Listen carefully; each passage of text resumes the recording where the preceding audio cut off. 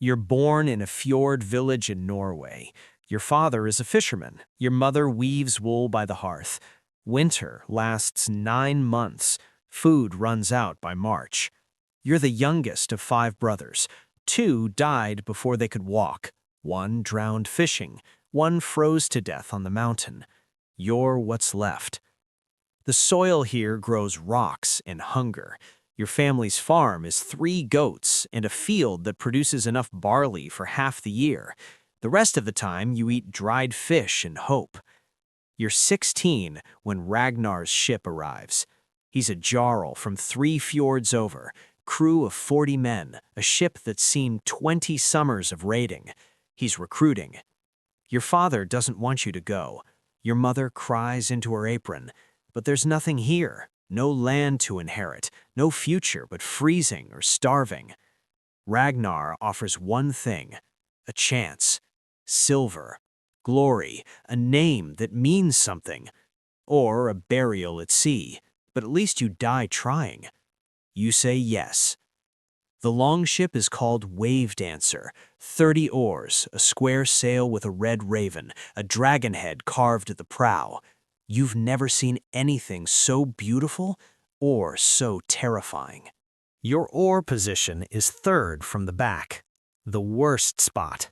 Newest recruit sits there, where the rowing is hardest and the glory smallest. You don't complain. You're lucky to be here at all. There are 40 men on this ship. Most are farmers like you. A few are professional raiders, men with silver arm rings and scars that tell stories. One man, Bjorn, has been on 12 raids. He has 2 missing teeth and dead eyes. He doesn't talk to the new ones. We're already ghosts to him.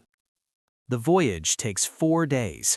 4 days of rowing until your hands bleed. 4 days of salt spray and freezing wind. You vomit twice the first day. The veterans laugh. By day 3, you can hold down dried meat and water.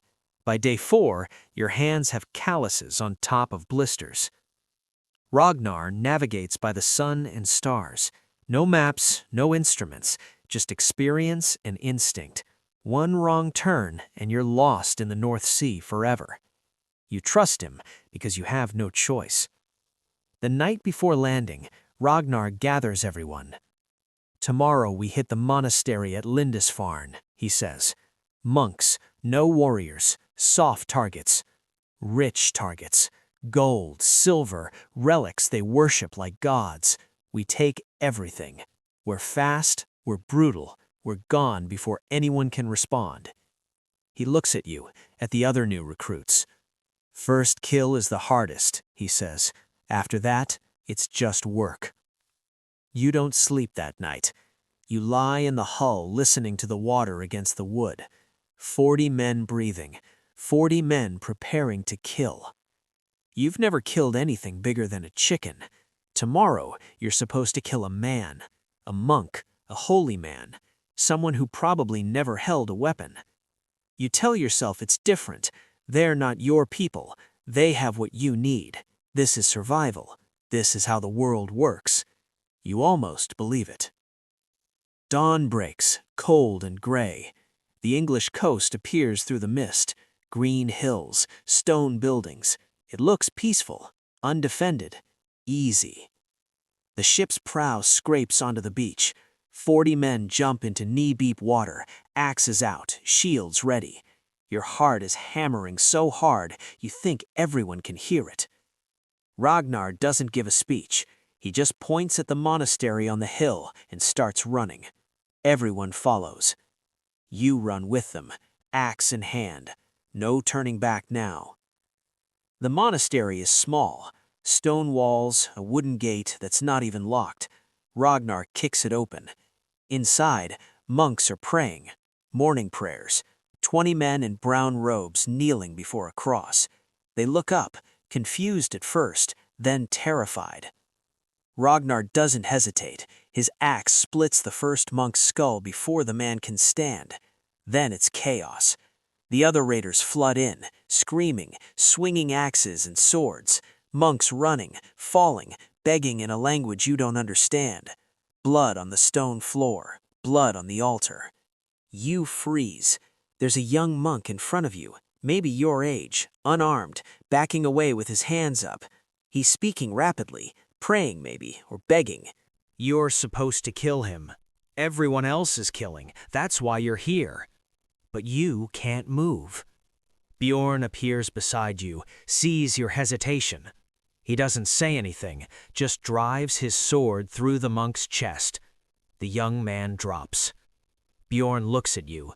You'll do it next time, he says, or you won't come back. Then he walks away.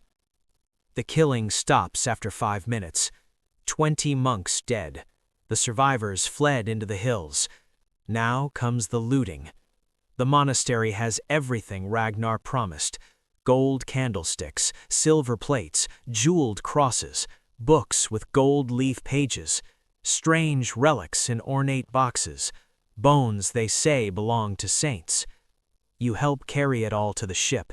Your hands are shaking. You're trying not to look at the bodies, trying not to think about the fact that you're stealing from dead men you helped kill or didn't kill, which feels worse somehow. One of the older raiders, Eric, sees you staring. "First raid?" he asks. You nod. "Gets easier," he says, "or you get harder. Same thing." The ship leaves before noon. Behind you, smoke rises from the monastery. Someone set it on fire. In front of you, the open sea. The mood on the return journey is different, celebratory. Men passing around ale, counting their shares of the loot. Ragnar's pleased. Clean raid, no losses, rich haul. Your share is 3 silver coins and a gold ring. More money than your family sees in a year. You should feel proud, victorious. Instead, you feel nothing, just empty. Like something was taken from you on that beach, something you didn't know you had until it was gone. You return home a different person. Your mother hugs you, your father asks about the raid. You give them the silver, enough to buy a cow, enough to eat this winter. They're grateful, proud even. You don't tell them about the young monk, the one you couldn't kill, the one Bjorn killed for you. You don't tell them you can still see his face when you close your eyes. The village treats you differently now. You're a raider, a warrior, someone who's seen the world beyond the fjord. Girls look at you. Old men want to hear your stories. You tell them about the ship, the voyage, the monastery's riches. You leave out the begging, the blood, the burning. They don't want to hear that part anyway. Ragnar returns the next spring. Same ship, same offer. This time, you don't hesitate. Not because you want to go, because there's still nothing here. The silver bought 1 winter of food. Now it's gone. Your choices haven't changed. Starve or sail. This raid, you don't freeze. When the axe is in your hand and the target is in front of you, you swing. Bjorn was right. It gets easier. Or you get harder. Same thing. 20 years later, you're a jarl yourself. 3 ships, 100 men, silver enough to buy a farm. But you don't. The farm feels too small now. Too quiet. You've raided England, Ireland, Francia.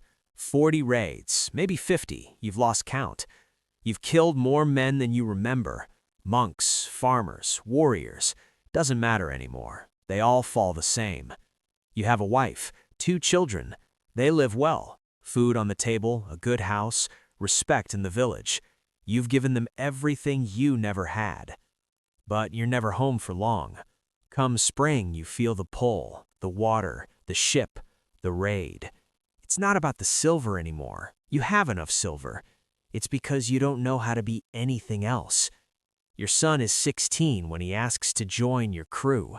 He has your eyes, your mother's smile. No idea what he's asking for. You see yourself in him.